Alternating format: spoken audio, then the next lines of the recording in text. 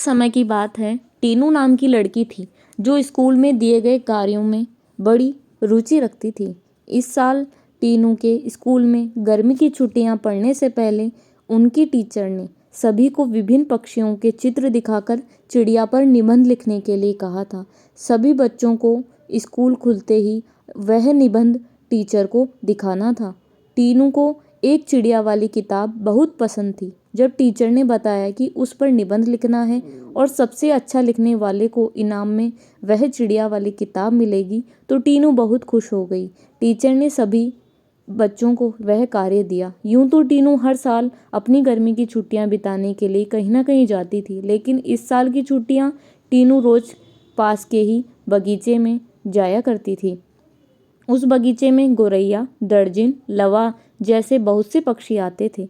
टीनू बगीचे में आने वाली हर चिड़िया को पहचानने की कोशिश करती और उन्हें वह गौर से देखती रहती। टीनू देखती थी कि हर चिड़िया एक एक घास, पत्ती, पंख आदि को जोड़कर कैसे अपना घोंसला इतना सुंदर बना लेती है। उसके मन में होता था कि चिड़िया को घोंसला बनाने के लिए कितनी मेहनत करनी पड़ती है।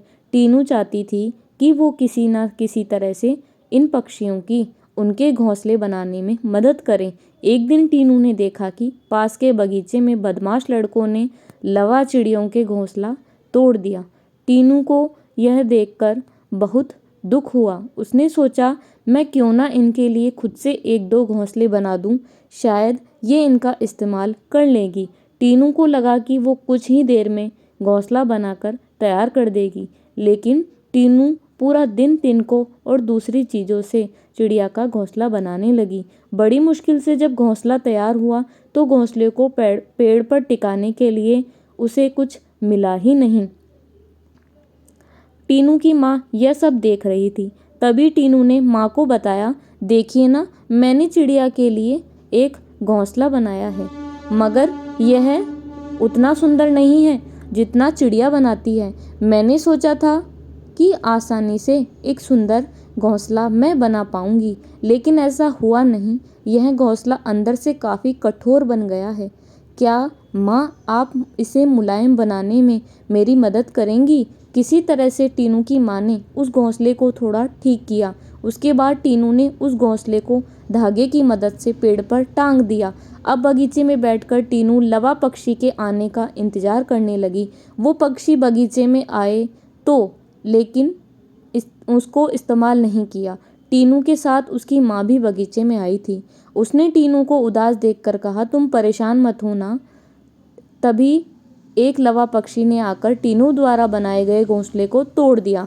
अब टीनू ने फिर मुंह लटका लिया। तब उसकी माँ ने समझाया, पक्षी अपने लिए घोंसला बना रहे हैं, हो सकता है कि उन्हें दूसरों का बनाया हुआ घोंसला पसंद नहीं आता होगा। टीनू दुखी मन से टीनू से कहा, माँ, मैं अपने स्कूल के निबंध में यह सब कुछ लिखूंगी।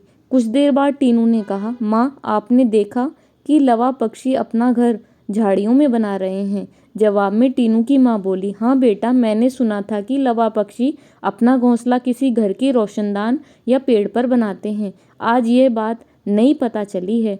कुछ और दिनों के बाद टीनू ने लवा पक्षियों के बारे में एक और बात जानी कि वो सीधे उड़कर अपने घोंसले में नहीं जाते, घोंसले से दूर ठहरकर इधर उधर कूदते फादते हुए अपने घोंसले तक पहुंचते हैं, ताकि किसी को उनके घोंसले का पता ना चल सके। थोड़े ही दिनों में स्कूल की गर्मियों की छुट्टियां खत्म हो गई।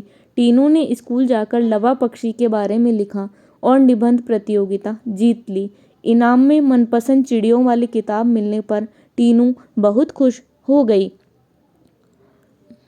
प्रतियोगिता जीतने के बाद अब टीनू रोज चिड़ियों की चहचहाट सुनने के लिए उस बगीचे में जाकर घंटों बैठती और चिड़ियों की चहचहाट सुनती, मानो उसकी चिड़ियों के साथ दोस्ती हो गई हो। कहानी से सीख। चिड़िया के घोंसले की कहानी से यह सीख मिलती है कि छोटी छोटी बात पर हमें मन दुखी नहीं करना चाहिए। गौर करने पर हमें काफ़ी कुछ नया जानने को मिलता है। Thanks for watching and subscribe my channel. धन्यवाद।